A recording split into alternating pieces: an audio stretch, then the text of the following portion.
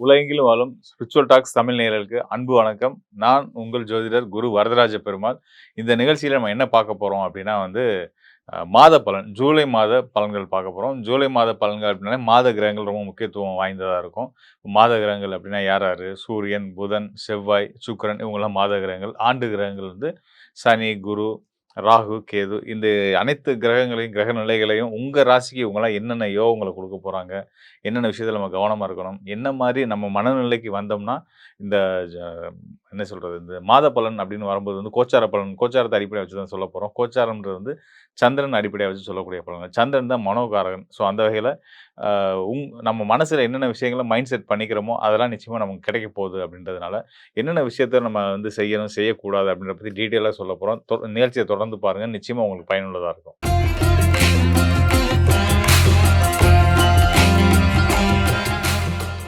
மகர ராசி அன்பர்களுக்கு இந்த ஜூலை மாதம் மிகச்சிறந்த யோகங்கள குடுக்கக்கூடிய அற்புதமான காலமா இருக்கு. அத சொல்லணும் அப்டின்னா, ஆண்டு முழுவதுமே உங்களுக்கு ரொம்ப சிறப்பாவே தான் இருக்கு. காரணம் குருவுடைய பார்வையில இருந்துட்டு இருக்கீங்க. உங்க ராசிக்கு மட்டும் குரு பார்வை இல்ல. ராசிநாதன் சனி பகவானுக்கும் குரு பார்வை கிடைச்சிட்டு இருக்கு. அது ஒரு ரொம்ப சிறப்பு. அதனால இந்த ஆண்டு முழுவதும் ரொம்ப சிறப்பாவே இருக்கும்.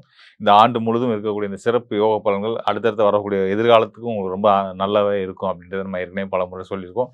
இப்பயே நான் அத பதிவு பண்ணிடுறேன். இப்ப நம்ம மாத பலன், ஜூலை மாத பலன் பார்க்க போறோம். மாத கிரகங்களோட நிலை என்னன்னு பார்க்கலாம். மாத கிரகம்னு வரும்போது செவ்வாய்.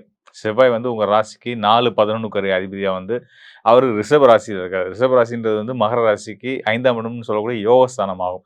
யோகஸ்தானத்தில இருக்கக்கூடிய செவ்வாய், போராட்டக்காரகன் செவ்வாய், விடாமுயற்சிய சொல்லக்கூடிய செவ்வாய், மண், மனை இதெல்லாம் சொல்லக்கூடிய விவசாயம் இந்த மாரி தொழில குறிக்கக்கூடிய கிரகமா வரக்கூடியவரும், தைரியத்த குறிக்கக்கூடியவரும் செவ்வாய் தான். செவ்வாய்க்கு யோக பலன்கள் அதாவது அவருடைய காரகத்துவம்னு சொன்னா, நம்ம நெறைய சொல்லிட்டே போயிட்டே இருக்கலாம். இப்படி பல நல்ல விஷயங்களுக்கு ஆதிபத்தியம் பெற்ற செவ்வாய் ராசிக்கு 5ஆம் இடமான யோகஸ்தானமான உங்களுக்கு பாக்கியங்கள, அதிர்ஷ்டங்கள அள்ளிக் குடுக்கக்கூடிய உங்களோட பூர்வ புண்ணிய ஸ்தானம்னு சொல்லக்கூடிய 5ஆம் இடமான ரிஷப ராசியில அமர்ந்து இருக்கக்கூடிய நிலையில இந்த மாதம் இருக்கு.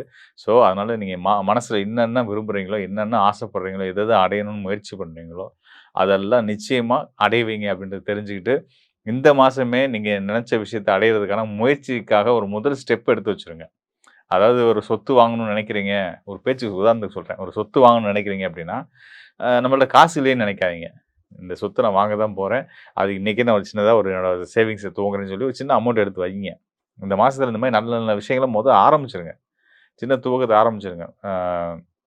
அந்த ஆரம்பிச்சுட்டீங்க அப்டின்னாலே வந்து, உங்க மனசுல நெனச்சிட்டீங்கனாலே வந்து, நடக்கிறதுக்கான காலத்த இந்த கோச்சாரம் குடுத்துட்டுருக்கு. அதுல குறிப்பா 5ஆம் இடமான யோகஸ்தானத்துல இருக்கக்கூடிய செவ்வாய் உங்களுக்கு நல்ல பலன குடுக்க போறாரு. அதனால இந்த முயற்சிய எடுங்க. கண்டிப்பான நல்ல நல்ல பலன் கிடைக்கும் அப்டின்னு தான் சொல்லிக்கிறேன்.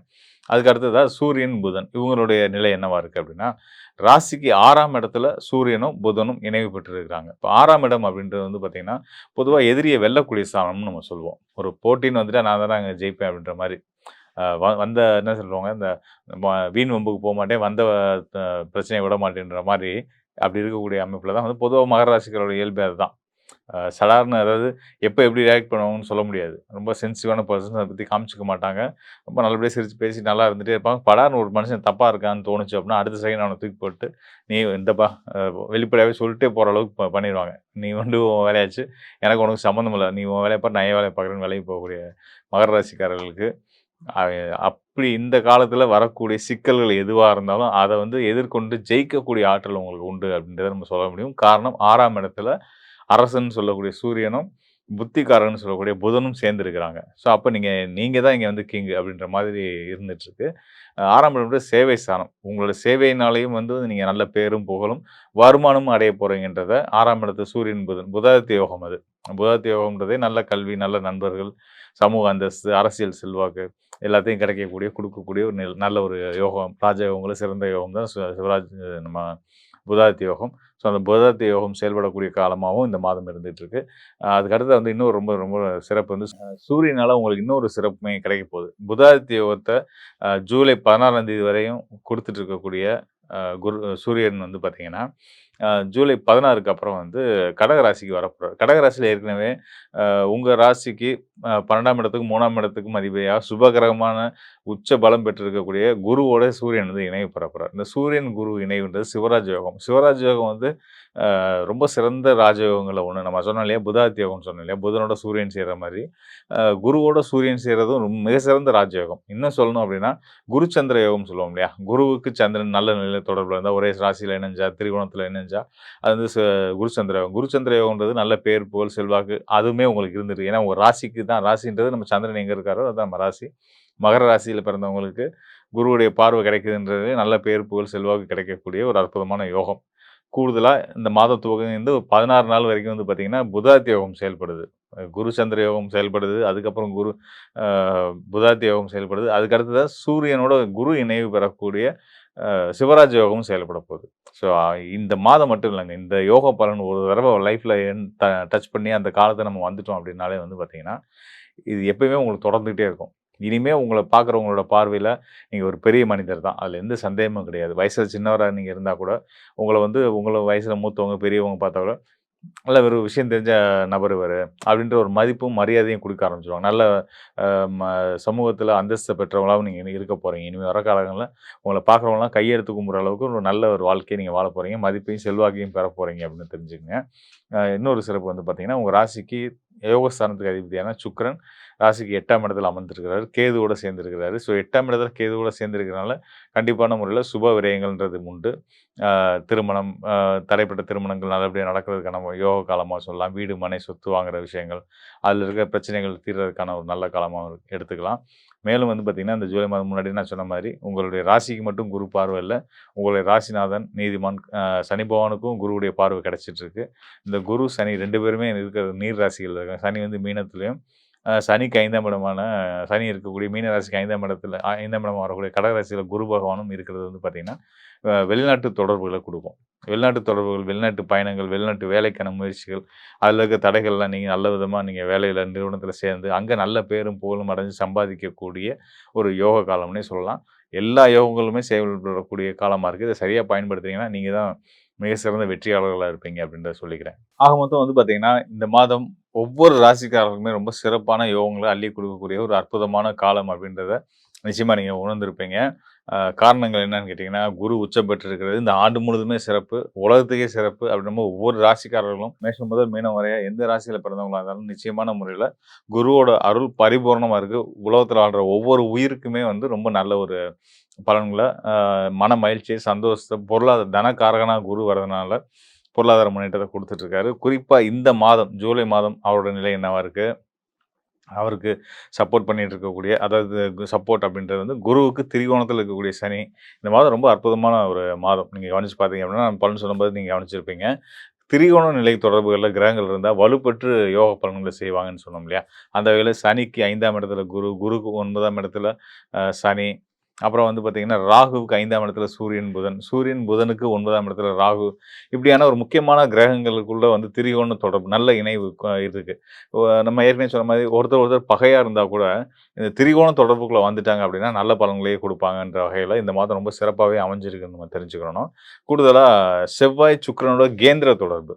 திரிகோண தொடர்பு எந்த அளவுக்கு ரொம்ப சிறப்பான யோக பலன்கள குடுக்குமோ, அதே அளவுக்கு கேந்திர நிலையில குறிப்பா செவ்வாயும், சுக்கிரனும் கேந்திர தொடர்புல வரக்கூடிய காலங்கள்ல வந்து பார்த்தீங்கன்னா, உன்னதமான யோகங்கள அந்த ஜாதகர்களுக்கு, அந்த ராசிக்காரர்களுக்கு கண்டிப்பான முறையில குடுப்பாங்கன்றத ஜோதிட விதி. அந்த அடிப்படையிலுமே முழுமையா சொல்லணும்னா, இந்த ஜூலை மாதம் ரொம்ப சிறந்த நிலையில இருக்கக்கூடிய கோச்சார நிலை இருக்கக்கூடிய ஒரு மாதமா அமைஞ்சிருக்கு. இது உலகத்துக்கே நல்லது. ஒவ்வொரு ராசிக்காரர்களுக்குமே நல்லது தான். இந்த மாதம் நம்ம செய்ய வேண்டியது சரியான முறையில திட்டமிடல் தான். இது வந்து திட்டமிடுறதுக்கான ஒரு அற்புதமான காலம். இந்த மாதத்துல இதத்தான் நான் செய்ய போறேன். இந்த இலக்க தான் அடைய போறேன். அப்படின்றத நீங்க திட்டமிட்டுட்டீங்க. அந்த விஷயத்த நீங்க புடிச்சிட்டீங்க அப்படின்னாலே நீங்க ஜெயிச்சிட்டீங்க லைஃப்ல. அப்படின்னு உறுதியா சொல்லலாம். அதனால தயவுசெய்து இந்த காலத்த மிஸ் பண்ணாதீங்க. சரியான முறையில பயன்படுத்தி உங்க வாழ்க்கையோட இலக்கு என்னன்னு முடிவு பண்ணுங்க. அந்த இலக்க அடையறதுக்கான பாதைய முடிவு பண்ணுங்க. ஏற்கனவே எனக்கு இலக்கும் தெரியும், பாதையும் தெரியுன்றவங்க, தயவுசெய்து அந்த பாதையில நடக்க ஆரம்பிங்க. வெற்றி உங்க பக்கமா இருக்கும் அப்படின்றது வந்து கோச்சாரம் சொல்லக்கூடிய விஷயமா இருக்கு. இத தாண்டி உங்களுக்கு வந்து இன்னும் துல்லியமா டீட்டெயிலா இதுதான் கோச்சாரம் பார்த்துட்டா ஆனா கோச்சாரத்த சொல்றாங்க, நல்லா இருக்குன்றாங்க, இல்ல சரி இருக்காதுன்றாங்க. ஆனா நல்லா இருக்கு. நல்லா இருக்குன்னு சொல்றாங்க, நல்லா இல்லாம இருக்கு. இப்படிலாம் உங்களுக்கு சில விஷயங்களுக்கு வந்து கன்ஃப்யூஷன்ஸ்ல இருப்பீங்க இல்லையா? ஸோ அதெல்லாம் நீங்க வந்து அதுக்கு என்ன என்ன காரணம்ன்றத நான் சொல்லிடுறேன்.